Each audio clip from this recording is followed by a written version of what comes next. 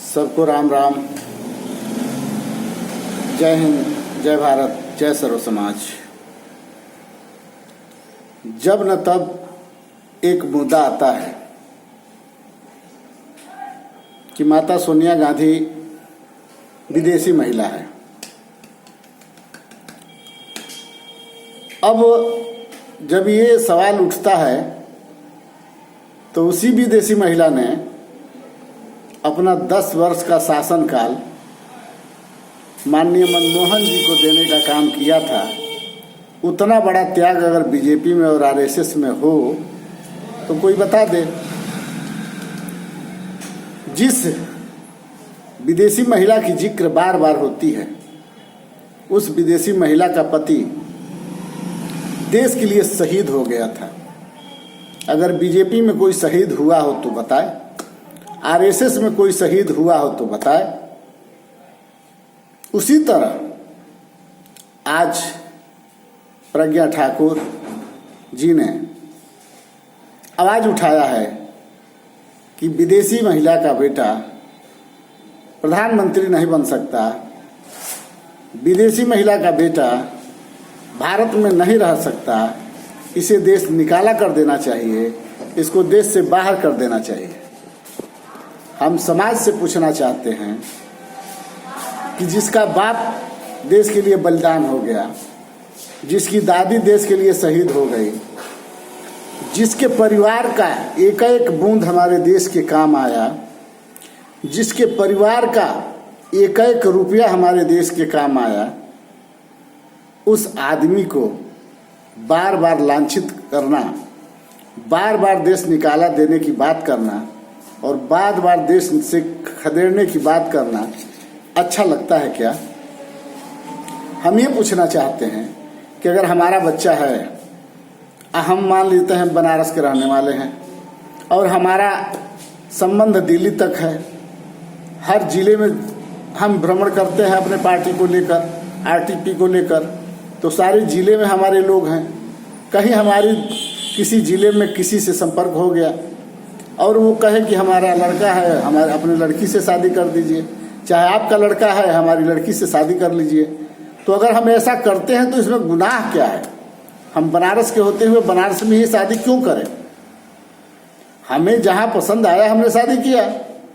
उसी तरह से माननीय इंदिरा गांधी जी 150 देशों की राष्ट्रीय अध्यक्षा थी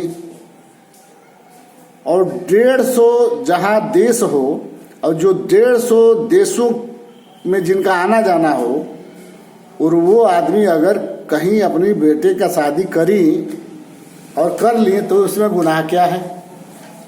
अगर विदेशी महिला है, बेटा तो विदेशी नहीं था, और जो लोग विदेशी विदेशी का नारा दे रहे हैं और बार बार विदेशी महिला का बेटा, विदेशी महिला का बेटा या विदेशी महिला या विदेशी महिला कह रहे हैं, हम उन समाज के लोगों से कहना चाह रहे हैं, देश के लोगों से कहना चाह रहे हैं, सरकार हमारी बात को बुरा ना माने तो सरकार अपने पार्टी में अगर झांक कर देखे तो अधिकांश सांसद, मंत्री, विधायक और मंत्री विधायक का बेटा ममहर मतलब ममहर मतलब माँ का मायका पाकिस्तान में है या अन्य देशों में है, तो क्या वो हमारे देश के सांसद नहीं हैं?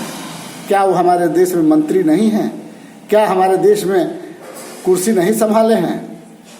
तो अगर ऐसा है और सरकार चाहती है कि ऐसा हो, तो पहले अपने पार्टियों में जितने सरकार में लोग कुर्सी पकड़ के बैठे हैं, जिनका मायका पाकिस्तान में है, जिसका ममहर पाकिस्तान में है, जिसका ममहर अन्य देशों में है, वो पहले अपने अपने सांसद विधायकों को बाहर करें, कुर्सी से उतारने का प्रयास करें। आखिर दूसरे पर लांछन लगाना और बार बार नीचा दिखाना ये अच्छा नहीं लगता है। अगर कोई आदमी अच्छा काम करे या बुरा काम करे, देश हित में करे या विदेश हित में करे, कर तो रहा है।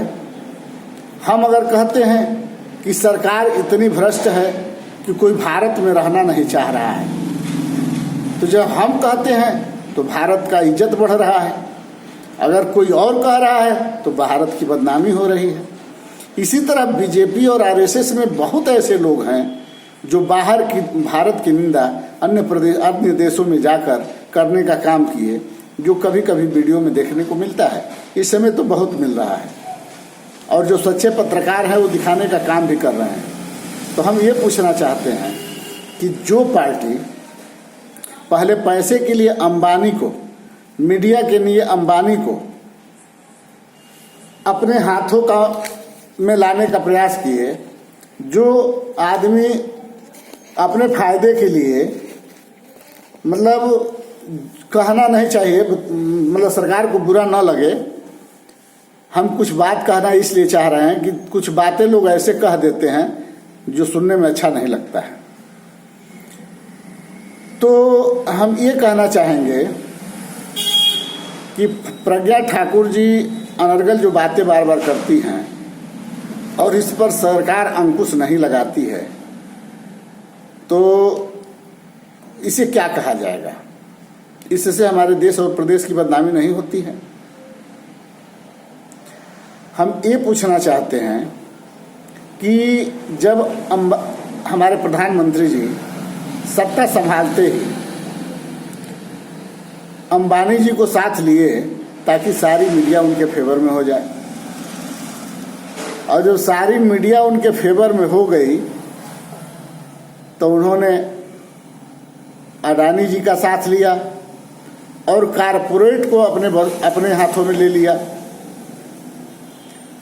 उसी तरह से उन्होंने न्यायपालिका को भी अपने बस में ले लिया, क्योंकि अपने अनुसार अपने हित के लोगों को भर्ती करने लगे। आज चंद्रचूड़ जो जज नए नए आए हैं, जो मोदी जी के, माननीय मोदी जी प्रधानमंत्री जी के कुछ फैसलों का विरोध करके सत्य और सही निर्णय ले रहे हैं या निर्णय दे रहे हैं, इसके पहले कोई ऐसा मर्द नहीं पैदा हुआ था बड़ी कुर्सी पर बैठने वाला जज या अन्य कोई भी, कि जो हमारे सरकार के खिलाफ जा सके। पहला जज हैं चंद्रचूड़ जी, जो ईमानदारी से अपना फर्ज निभा रहे हैं, और उन पर भी कब ईडी का छापा पड़ेगा, सीबीआई का छापा पड़ेगा, कोई नहीं जानता है।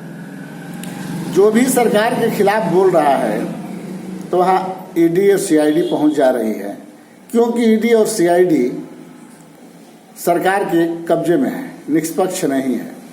अगर सरकार के कब्जे में होती तो सरकार के जो सांसद, विधायक, मंत्री गलती कर रहे हैं, जिनके यहाँ पैसा रुपया पकड़ा जा रहा है या जो खामियां देखी जा रही है, तो उनके ऊपर भी छापा पड़ना चाहिए था।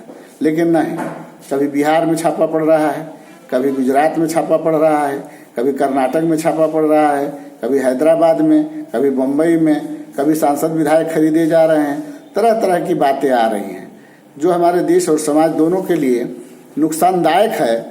सिर्फ फायदा किसको है? तो सरकार को है। तो हम चाहेंगे कि सब लोग अपना अपना दिमाग का उपयोग कर रहे हैं, सब लोग कुछ न कुछ कर रहे हैं, और सरकार बचाने के लिए बहुत कुछ करना पड़ता है। इसमें सरकार का दोष नहीं है। कल छल बल तब कलकत्ता चल।